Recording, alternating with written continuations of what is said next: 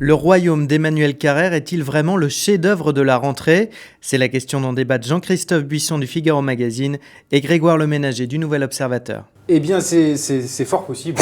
L'avenir nous le dira, mais parce qu'il faut du temps pour qu'on décrète qu'un livre est vraiment un chef-d'œuvre. Mais je pense que oui.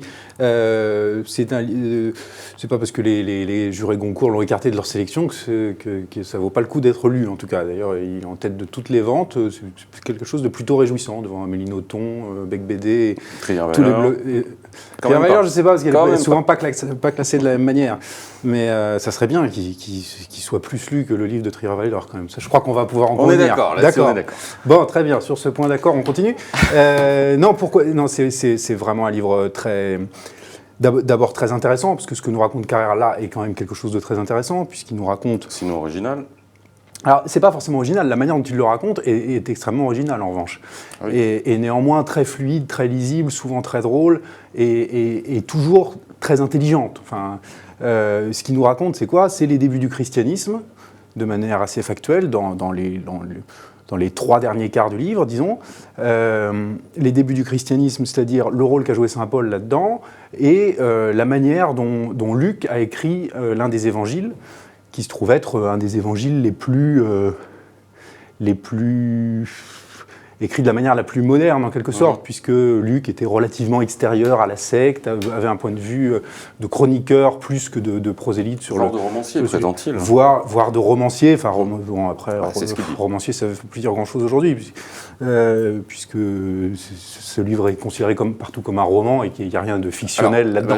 Là je ne suis pas d'accord, parce que moi c'est un des problèmes que j'ai avec ce livre, outre l'absence de style, mais ça c'est chez Carrère, le style n'est pas la marque de fabrique première de Carrère, ou alors l'absence de style est un style, si vous voulez, comme disait Roland Barthes. Qui chez lui est réellement un style. Enfin, oui, si on veut. Il a vraiment une patte.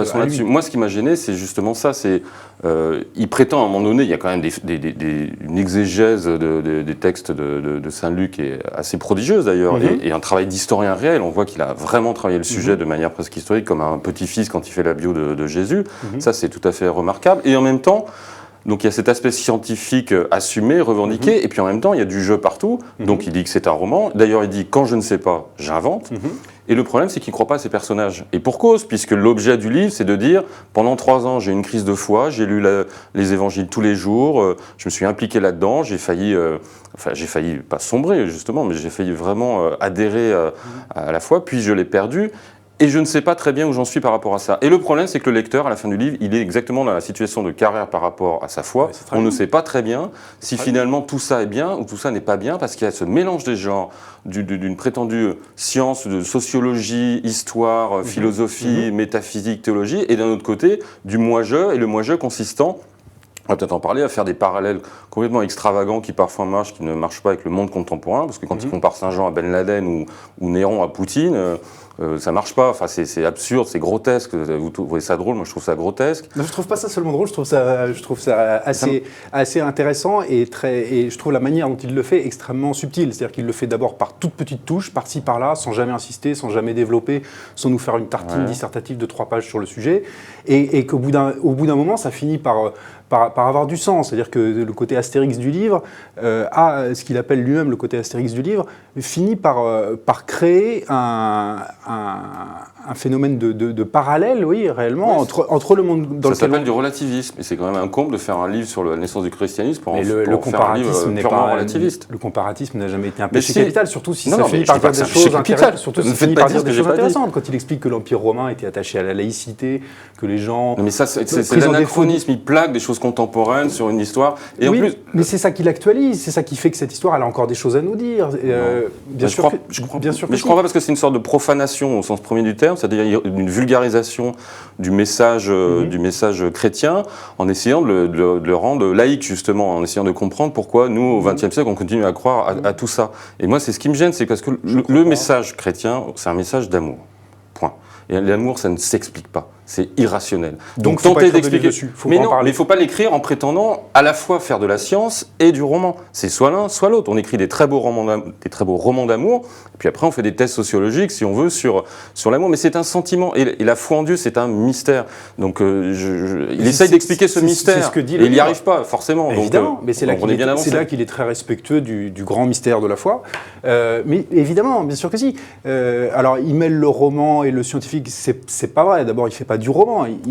Quand on invente et qu'on n'a pas les informations, ça s'appelle du roman. Il esquisse des hypothèses par moment, qui présentent très clairement comme des hypothèses, en disant ça. Après tout, on ne sait pas, on ne saura jamais sans doute, mais peut-être que ça s'est passé comme ça. Moi, au bout d'un moment, je finis par avoir l'intime conviction que ça s'est passé comme ça. Et il développe comme ça des épisodes qui sont des embryons de romans, mais il va pas jusqu'au bout, il revient aux faits, etc. Quant à la manière dont il parle de lui et de sa propre crise de foi, ça occupe quand même principalement les 150 premières pages du livre, ça va pas tellement au-delà. Qui sont magnifiques. Qui sont souvent très drôles, qui sont très fines. C'est après que ça se gâte. Mais qui mettent tout l'ensemble en perspective. C'est-à-dire que ce qui l'intéresse, c'est pas seulement de faire de la pédagogie et de nous raconter ce qui s'est passé au 1er siècle après Jésus-Christ. Ce qui l'intéresse, c'est de s'interroger sur ce que c'est que la foi, sur ce que c'est que de l'avoir, sur ce qu'il en reste quand on ne l'a plus. Et sur les textes religieux, c'est notre rapport à ces textes-là aussi. Et moi, je trouve que ça relève effectivement de la pédagogie parfois et de l'exégèse parfois fastidieuse. Et tout ça se résume en fait, à mon avis, il y a un film de Zviagintsev qui sort bientôt qui s'appelle Léviathan, c'est ce réalisateur russe. Et à un moment donné, le héros du film va voir un prêtre parce qu'il lui est arrivé plein de malheurs. Il lui dit, il est où votre Dieu miséricordieux? Et le prêtre lui raconte l'histoire de Job et du Léviathan. Et le héros dit au prêtre, c'est une fable? Et le prêtre répond non, c'est la Bible. Et ça, je trouve que c'est remarquable et ça résume exactement ce que devrait être ce livre. C'est la Bible. Et la Bible, est-ce que c'est une fable ou est-ce que c'est pas une fable? Bien, libre à soi-même d'en tirer la conclusion qu'on souhaite. On n'est pas obligé de sombrer dans l'obscurantisme de ce personnage. Ça y est. C'est pas de l'obscurantisme, justement, c'est le mystère, encore une fois. Mais c'est le mystère, mais c'est exactement ce que dit Carrère. Carrère essaye de faire les deux. Voilà. Il essaye de faire une lecture historiciste et en même temps de préserver la foi sans insulter personne. Donc, je n'ai pas dit qu'il insultait, mais je suis resté à la porte.